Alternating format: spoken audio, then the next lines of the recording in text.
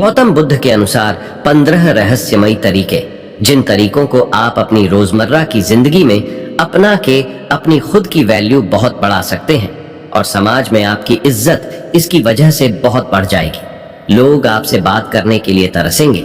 इन 15 तरीकों को बताने के बाद हम आपको गौतम बुद्ध की एक रहस्यमयी कहानी बताएंगे, जो कहानी को सुनने के बाद आपको यह पता चल जाएगा कि मन को कैसे नियंत्रित करना है और मन क्या है। तो चलिए उन 15 तरीकों के बारे में जानते हैं। कुछ लोग हमेशा सोचते रहते हैं कि लोगों के बीच अपनी वैल्यू कैसे बढ़ाएं, क्योंकि उन्हें हमेशा लगता है कि कोई भी उन्हें सीरियसली नहीं सुनता और उनकी इज्जत नहीं करता। तो हम आपको बताएंगे कि समाज में अपनी इज्जत कैसे बढ़ाएं। इस वीडियो को देखने के बाद आपको किसी से पूछने की जरूरत ही नहीं पड़ेगी कि लोगों के बीच खुद की इज्जत कैसे बढ़ाएं। वो कहते हैं ना कि इज्जत गंवाने में सिर्फ कुछ घंटे लगते हैं, लेकिन इज्जत बनाने में काफी समय लग जाता है। ये समय महीनों में भी हो सकता है और सालों में भी। जिस व्यक्ति को समाज में इज्जत नहीं मिलती, वह हमेशा अप्रसन्न रहता है और मानसिक रूप से कमजोर भी होता जाता है। इसलिए इस बात का पता होना बहुत ही जरूरी है कि सोसाइटी में अपनी वैल्यू कैसे बढ़ाएं, ताकि आप खुद में सुधार करके ऐसा करने में कामयाब हो पाए। कुछ लोग वैसे तो अच्छे खासे होते हैं, लेकिन उन्हें अपने खुद के महत्व का पता ही नहीं होता। अगर वो खुद में थोड़ा सा भी सुधार कर लें तो उनकी वैल्यू काफी ज्यादा बढ़ सकती है। लेकिन वो कुछ जरूरी बातों को इग्नोर करते हैं, जिस वजह से इतना सम्मान हासिल नहीं कर पाते। यहाँ हम आपको स्वयं की वैल्यू बढ़ाने के जो उपाय बताएंगे, उन्हें मानकर एक ऐसा आदमी भी अपनी खास इज्जत बना सकता है जिसमें फिलहाल कोई भी खूबी ना हो। किसी भी व्यक्ति को अगर सम्मान न मिले तो वह हीन भावना का शिकार हो सकता है। लेकिन जैसा कि हमने आपको बताया, इज्जत कमाने में समय लगता है। सिर्फ ये सोचने से कुछ नहीं होगा कि सोसाइटी में अपनी इज्जत कैसे बढ़ाएं। आपको इसके लिए समर्पित होना पड़ेगा। चलिए जानते हैं कि अपनी खुद की वैल्यू बढ़ाने के लिए क्या करें। पहला उपाय, अपनी पर्सनैलिटी डेवलप करें। बेढंग तरीके से रहने वाले व्यक्ति को लोग कभी भी इतनी इज्जत नहीं देते। जो लोग साफ सुथरे और फिट रहते हैं, उन्हें लोग अलग ही नजरिए से देखते हैं। इसलिए सबसे पहले अपने व्यक्तित्व में सुधार लाने की कोशिश करें। अच्छी पर्सनैलिटी कैसे बनाएं? हमेशा नहाए धोए रहे, अच्छे कपड़े पहने और अपनी दाढ़ी व बालों को सेट करके रखें। सबसे पहली चीज आपका दिखावा ही होता है। आप चाहे कितने ही ज्ञानी क्यों ना हो, अगर ढंग से साफ सुथरे नहीं रहते तो लोग आपको इग्नोर करना ही बेहतर समझते हैं। इसलिए कोई आपकी इज्जत नहीं करता। तो चलिए बढ़ाते हैं हमारे दूसरे उपाय की तरफ। दूसरा उपाय, किसी से डरे नहीं। अगर आप सोच रहे हैं कि लोगों के बीच अपनी इज्जत कैसे बढ़ाए, तो आज से ही डरना छोड़ दीजिए। आपको भगवान श्री कृष्ण की उस बात पर ध्यान देना होगा जब उन्होंने कहा था कि कोई आपको मार नहीं सकता, कोई आपका कुछ बिगाड़ नहीं सकता। बस आप कोई गलत कार्य ना करें। अपने अंदर के डर को कैसे दूर भगाए, आपको भी ठीक ऐसा ही करना है। आपको समाज को दिखाना है कि आपके अंदर किसी चीज को लेकर खौफ नहीं है। आप सत्य और न्याय के लिए हमेशा सच बोलने को तैयार हैं। खुद को मजबूत दिखाओगे तो अपने आप को ज्यादा सम्मान दिलवा पाओगे।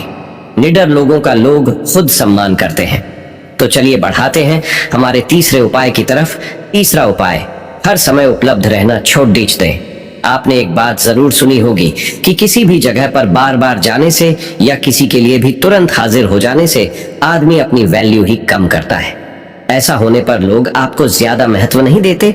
उनका यही सोचना होता है कि अरे उसे तो चाहे कभी भी बुला लो, या फिर उसे बुलाने की जरूरत नहीं है, वो अपने आप आ जाएगा। मतलब ऐसी स्थिति में आपको कोई सीरियसली नहीं लेता। आज के जमाने में लोगों का थोड़ा वेट कराना बनता है, तभी वो आपका सम्मान करते हैं। तो चलिए बढ़ाते हैं हमारे चौथे उपाय की तरफ। चौथा उपाय, अपनी जुबान को पूरा करें। आज के दौर में बहुत ही कम ऐसे लोग पाए जाते हैं जो अपने द्वारा किए गए वादों पर खरे उतरते हैं। अगर आप सोच रहे हैं कि अपनी वैल्यू कैसे बढ़ाएं, तो खुद को ऐसा बनाइए कि लोग आप पर तुरंत विश्वास करने को तैयार हो जाएं। कहने का मतलब ये है कि अपनी जुबान को हमेशा पूरी कीजिए। आपने लोगों के सामने जो कुछ भी करने को एक बार कह दिया तो समझो कह दिया। अब आपको वो काम पूरा करवाना ही है। ऐसे व्यक्ति को लोग बहुत ज्यादा महत्व देते हैं और सभी उसकी इज्जत करते हैं। तो चलिए बढ़ाते हैं हमारे पांचवें उपाय की तरफ। पांचवा उपाय, सामाजिक कार्यों में बढ़ चढ़ कर हिस्सा लें। गांव या शहर के सभी लोग आपको कब पहचानते हैं? जब आप सामाजिक कार्यों में हिस्सा लेते हैं और वहां अपने काम के दम पर अपनी उपस्थिति दर्ज करवाते हैं। सोसाइटी में अपनी इज्जत बढ़ाने के लिए ऐसा करना बहुत जरूरी है। यही वो मौके होते हैं जब आप सब लोगों की नजर में आते हैं। लोग आपके काम से प्रभावित होते हैं और उनके मन में आपके लिए इज्जत बढ़ती है। जब भी गांव या शहर के लिए कोई धर्म का काम या लोगों की सेवा करने का मौका मिले तो जरूर करें। तो चलिए बढ़ाते हैं हमारे छठे उपाय की तरफ। छठा उपाय, समय का सदुपयोग करें। अगर आप जानना चाहते हैं कि अपनी एक अलग शानदार रेपुटेशन कैसे बनाएं, तो समय को खराब करना छोड़ TDH दें। हमने बहुत से ऐसे लोगों को देखा है जो अपने जीवन को इतने अनुशासन के साथ जीते हैं कि उनकी बराबरी करना मुश्किल है। यकीन मानिए, हर व्यक्ति ऐसे आदमी की इज्जत करता है। अगर आप अपने समय को यूं ही बकवासबाजी में खराब कर रहे हैं तो कोई भी आपको पसंद नहीं करेगा। सब आपके बारे में ताने ही मारेंगे। इसलिए खाली समय में भी कोई ऐसा काम करें जिससे आपको नहीं तो कम से कम किसी दूसरे को लाभ हो। तो चलिए बढ़ाते हैं हमारे सातवें उपाय की तरफ। सातवां उपाय, कामयाब बने। अगर आप किसी भी क्षेत्र में सफल हो जाते हैं तो लोग आपकी खुद ब खुद इज्जत करने लग जाते हैं। फिर आपको किसी से जानने की जरूरत ही नहीं कि अपनी इज्जत कैसे बढ़ाए, क्योंकि आज के दौर में लोग सिर्फ कामयाब लोगों की ही कद्र करते हैं। जीवन में सफल कैसे बने? आप चाहे कितने भी पढ़े लिखे क्यों ना हो, अगर आप सफल नहीं है, आपके पास कोई अच्छा जॉब नहीं है या आपका कोई बिजनेस नहीं है, तो लोग आपको पूछते तक नहीं है। इसलिए जितने भी युवा हैं वो सबसे पहले अपने करियर पर ध्यान दें। सफल हो गए तो लोग अपने आप रिस्पेक्ट करेंगे। तो चलिए बढ़ाते हैं हमारे आठवें उपाय की तरफ। आठवां उपाय, दूसरों से ज्यादा नॉलेज हासिल करें। अगर आप अपने मोहल्ले या गांव में सबसे ज्यादा सम्मान पाना चाहते हैं तो आपको अन्य लोगों की तुलना में ज्यादा ज्ञान हासिल करना होगा। आपको अपने आप को हर तरह से अपडेटेड रखना होगा ताकि जब आप बोले तो सभी लोग ध्यान लगाकर सुने। इसके लिए आप टीवी पर न्यूज वगैरह देखते रहे और न्यूज़पेपर्स वगैरह पढ़ते रहे। जो व्यक्ति जितना ज्यादा ज्ञानी होता है उसे लोग उतना ही ज्यादा पसंद करते हैं। तो चलिए बढ़ाते हैं हमारे नौवें उपाय की तरफ। नौवां उपाय, बेबाकी से जवाब दें। आज वो दौर है जहां कमजोर व्यक्ति को तुरंत दबाने की कोशिश की जाती है। एक बार किसी से दबने के बाद वो बार बार आप पर कटाक्ष करने लगते हैं। उन्हें देखकर दूसरे लोग भी आपके मजे लेने लगते हैं। आपको ऐसा होने से रोकना होगा। स्मार्ट कैसे बने? अगर कोई आपसे मस्ती में आकर बात कर रहा है तो उससे आंख मिलाकर बेबाकी से जवाब दें, ताकि सामने वाला व्यक्ति और अन्य लोग तुरंत समझ जाए कि ये बंदा काबू में आने वाला नहीं है। आजकल अपनी इज्जत खुद करवानी पड़ जाती है। तो चलिए बढ़ाते हैं हमारे 10वें उपाय की तरफ। 10वां उपाय, अपने टैलेंट को शो कीजिए। कुछ लोग वैसे तो हर वक्त सोचते रहेंगे कि अपनी वैल्यू कैसे बढ़ाएं, लेकिन उसके लिए जो जरूरी कदम है वो नहीं उठाते। जी हाँ, लोग इज्जत करते हैं टैलेंट की, किसी व्यक्ति की नहीं। वो दौर गया जब आदमी की इज्जत की जाती थी। आज के जमाने में इज्जत हासिल करने के लिए आपको अपने अंदर छुपे हुनर को लोगों को दिखाना होगा, तभी तो लोग आपको खास समझेंगे। इसलिए आपके अंदर जितने भी अच्छे गुण और हुनर हैं उन्हें लोगों के सामने बाहर निकालिए। 11वां उपाय, अपनी सुख सुविधा पर खर्च करें। आजकल जमाना दिखावे का है। अगर आप सिर्फ पैसे कमाकर जमा करते रहेंगे लेकिन उनका उपयोग बिल्कुल भी नहीं करेंगे तो लोग आपको कंजूस कहेंगे। ऐसे में रिस्पेक्ट करना तो दूर, लोग आपको कंजूस कहकर आपका मजाक बनाते हैं। आपके पास पैसा है तो लालच करना ठीक नहीं। अपने पैसे से कुछ ऐसे काम करिए या ऐसी चीजें खरीदिए जिससे आप लोगों का ध्यान अपनी तरफ खींच पाए। अगर लोगों को लगेगा कि आप वाकई लाइफ को एंजॉय कर रहे हैं तो लोग आपके प्रशंसक बन जाएंगे। तो चलिए बढ़ाते हैं हमारे 12वें उपाय की तरफ। 12वां उपाय, महिलाओं की इज्जत करें। समाज में महिलाओं का भी स्थान होता है। अगर आप चाहते हैं कि अपनी अच्छी रेपुटेशन कैसे बनाएं तो महिलाओं की इज्जत करना सीख लें। याद रखें, महिलाओं द्वारा की गई पब्लिसिटी बहुत ही जल्द आपके एरिया में फैल जाती है। अगर आप सभी महिलाओं की इज्जत करेंगे तो आपके गांव में बात फैलेगी कि आप वाकई एक सम्माननीय और अच्छे व्यक्ति हैं। वहीं अगर आप महिलाओं की नजर में गिर गए तो अपनी इज्जत बढ़ाने के बारे में सोचना भी मत, क्योंकि फिर ये काम लगभग असंभव हो जाएगा। तो चलिए बढ़ते हैं हमारे 13वें उपाय की तरफ। 13वां उपाय कुछ अलग करके दिखाएं। खुद की वैल्यू बढ़ाने के तरीके। टिप्स तो कई हैं, पर ये वाला एक ऐसा तरीका है जो एक झटके में आपकी इज्जत बढ़ा सकता है। जी हाँ, साधारण जीवन तो सभी जीते हैं और ज्यादातर लोग बस खुद के लिए ही जीते हैं। अपने सपने को कैसे पूरा करें?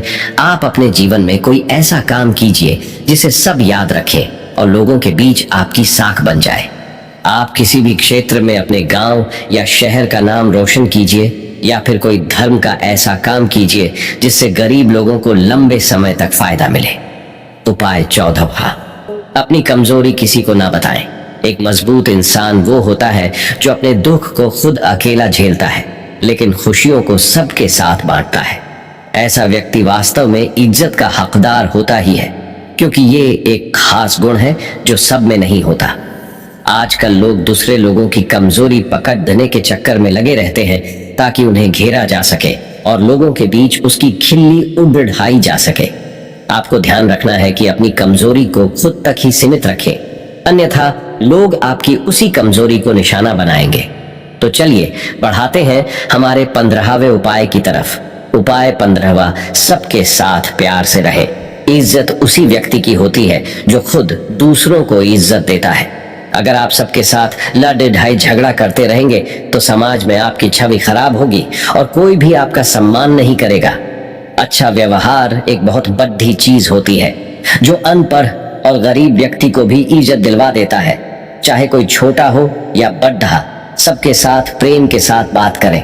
उनके साथ जब भी समय बिताएं, हंसते मुस्कुराते रहें। इस तरह से हर व्यक्ति आपके व्यवहार से प्रभावित होकर आपकी इज्जत करेगा।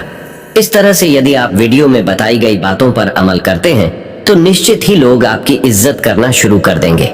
आप लोगों की नजर में एक अलग ही व्यक्ति होंगे और आपकी छवि उन्हें आपकी इज्जत करने को मजबूर कर देगी।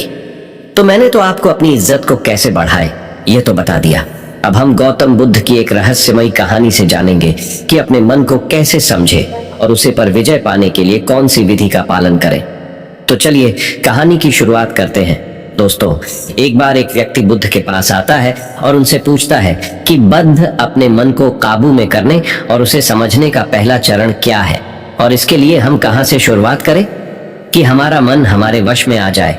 बुद्ध मुस्कुराते हैं और उसका उत्तर देते कि अपने मन को समझने का पहला चरण है इसके द्वारा दिए गए लालचों की व्यर्थता को देख लेना।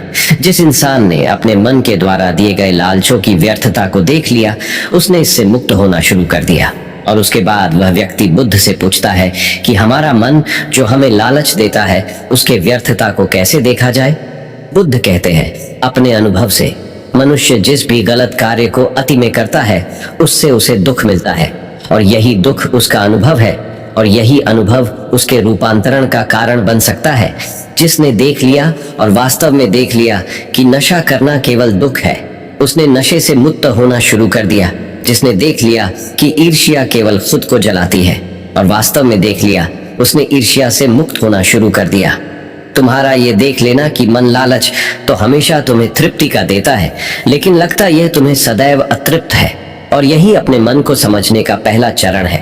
कहानी को आगे बढ़ाने से पहले आपको इस एक प्रश्न को समझना आवश्यक है और वो प्रश्न है कि आप अपने मन को वश में करना क्यों चाहते हैं। क्योंकि आपने यह अनुभव कर रखा है कि आपका मन आपको दुख देता है, पर क्योंकि आपको आपके मन के लालच बहुत बड़े सुहावने लगते हैं, इसीलिए आप इन लालचों के पीछे छुपे हुए दुखों को नहीं देख पाते। सिर्फ अपने दुखों को देख लेने से आपका मन आपके वश में नहीं हो जाएगा। उसके लिए आपको दूसरा चरण क्या है यह समझना होगा। वह व्यक्ति बुद्ध से पूछता है कि बुद्ध, यदि कोई व्यक्ति यह जानता है कि उसके मन के लालचों के कारण उसके जीवन में दुख है, तो क्या इसका अर्थ यह है कि वो व्यक्ति पहले चरण पर है? और यदि वह व्यक्ति पहले चरण पर है तो दूसरे चरण पर कैसे जाएगा? बुद्ध कहते हैं कि उस व्यक्ति को खोज पर निकलना होगा, किसी ऐसे व्यक्ति की खोज पर जो अपने मन से मुक्त हो चुका है और जिसने अपने मन को जान लिया है, क्योंकि तुम्हारा मार्गदर्शन वही कर सकता है जो उस जगह पर पहुंचा हुआ है और जहां तुम जाना चाहते हो। दोस्तों, यहाँ पर एक बात समझनी आवश्यक है कि खोज पर निकलने का अर्थ ये नहीं है कि आप सन्यासी बन जाएं, बल्कि खोज पर निकलने का अर्थ ये है कि कोई ऐसा व्यक्ति खोजना जो आपका मार्गदर्शन कर सके। अब यहाँ पर प्रश्न ये उठता है कि ऐसे व्यक्ति को कहाँ पर खोजें? क्योंकि आस पड़ोस में तो सभी लोग अशांत भरे पड़े हुए हैं। मैं और आप इस इंटरनेट के बदौलत ही जुड़े हुए हैं। अगर इंटरनेट नहीं होता तो क्या आप मेरे इस वीडियो को देख पाते? नहीं ना। दोस्तों, तो चलिए कहानी में वापस लौटते हैं और अच्छे से जानते हैं कि अपने मन को समझने का दूसरा चरण क्या है।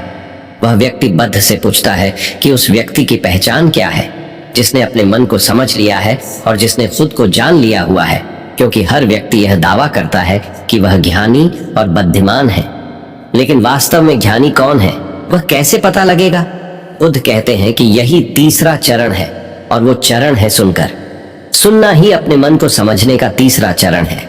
उसके बाद वह व्यक्ति बुद्ध से पूछता है कि क्या देखकर यह पता नहीं किया जा सकता, क्योंकि आपको देखकर ही पता लगता है कि आप एक महात्मा हैं।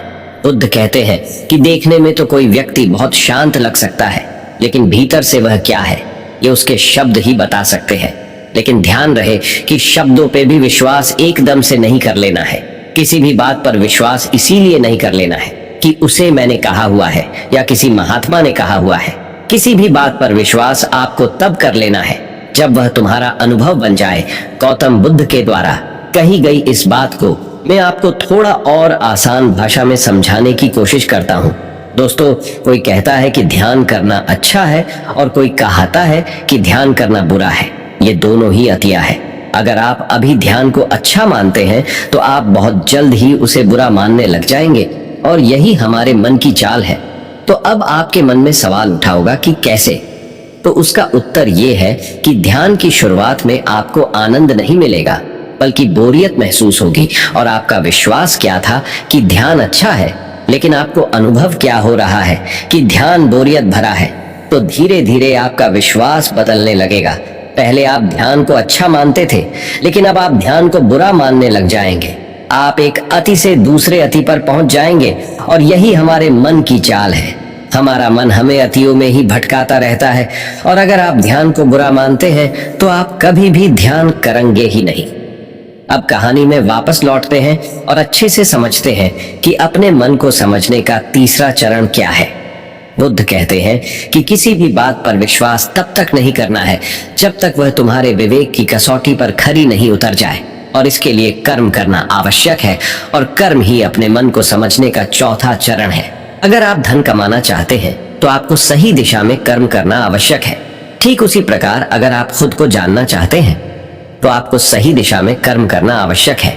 वह आदमी बुद्ध से पूछता है कि सही दिशा में कर्म करते वक्त आदमी क्या गलती कर सकता है? बुद्ध कहते हैं कि केवल 2 गलतियां कर सकता है। पहली गलती है शुरुआत ना करना, और दूसरी गलती है पूरा रास्ता तय न करना। और इन दोनों गलतियों के पीछे हमारे मन की चाल होती है। कोई सोचता है कि मैं शुरुआत कल से करूंगा, और कोई सोचता है कि शायद मैं सफल न हो पाऊं। इन दोनों ही गलतियों को व्यक्ति जागरूकता की कमी के कारण करता है। बिना जागरूकता के व्यक्ति का मन उसे सही दिशा में चलने ही नहीं दे सकता, और जागरूकता ही अपने मन को समझने का 5वां चरण है। इसीलिए दिन के हर एक क्षण को जागरूकता के साथ जियो। कोई भी कार्य करो तो उसे जागरूकता के साथ करो।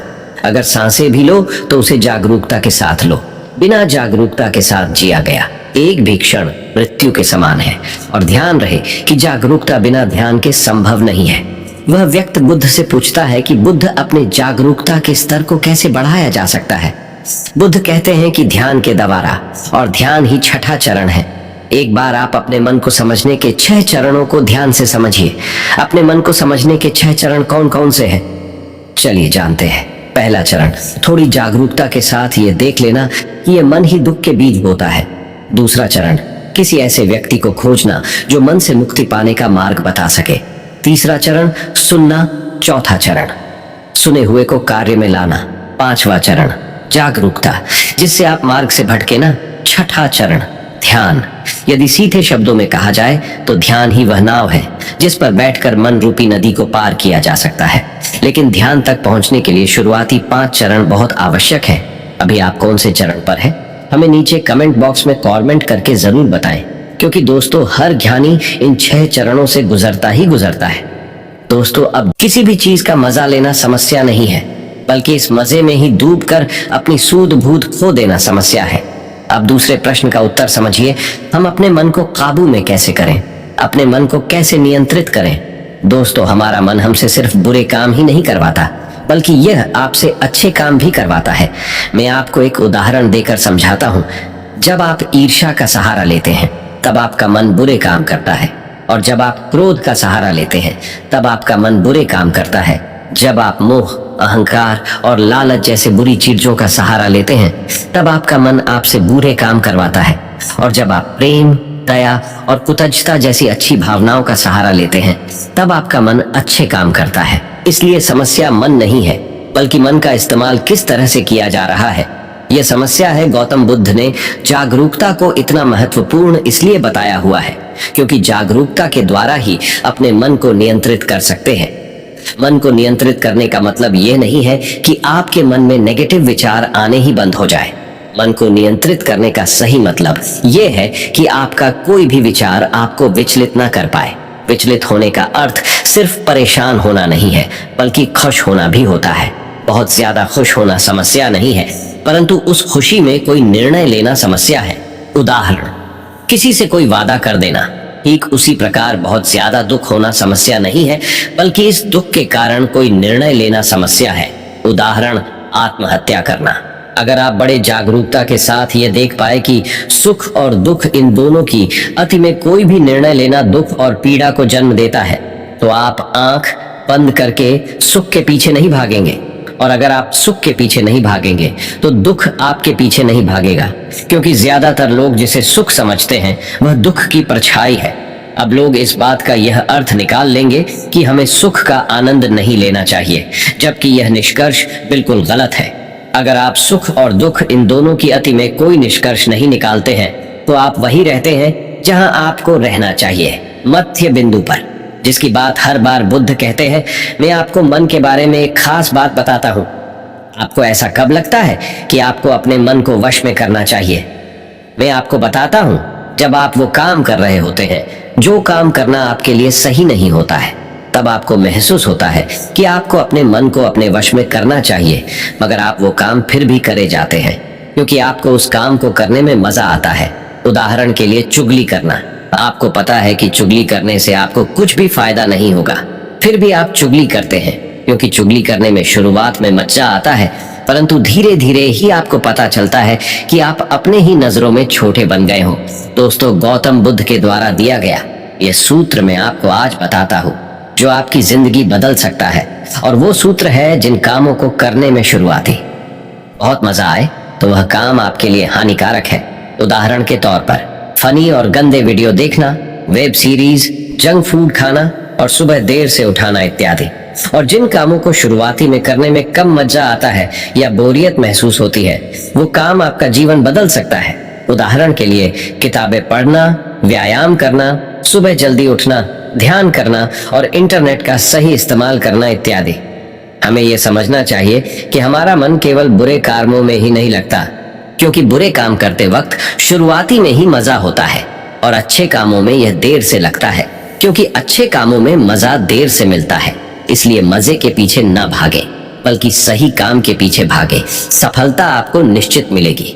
दोस्तों, अब मैं आपको अपने मन को कंट्रोल करने का प्रैक्टिकल तरीका क्या है ये बताने वाला हूँ, इसीलिए वीडियो को ध्यान से अंत तक अवश्य देखिए। दिमाग को कंट्रोल कैसे करें, जानिए मन को कंट्रोल करने का प्रैक्टिकल तरीका। दोस्तों, ज्यादातर लोग ये सोचते हैं कि मन को कंट्रोल करना मुश्किल है, और ये बात सच है केवल उन लोगों के लिए जिन्हें ये पता नहीं है कि मन क्या है और ये कैसे कार्य करता है। जो लोग जानते हैं कि मन क्या है और ये कैसे कार्य करता है, उनके लिए अपने मन को कैसे नियंत्रित करना आसान है। तो आइए सबसे पहले ये समझते हैं कि मन क्या है और ये कैसे कार्य करता है।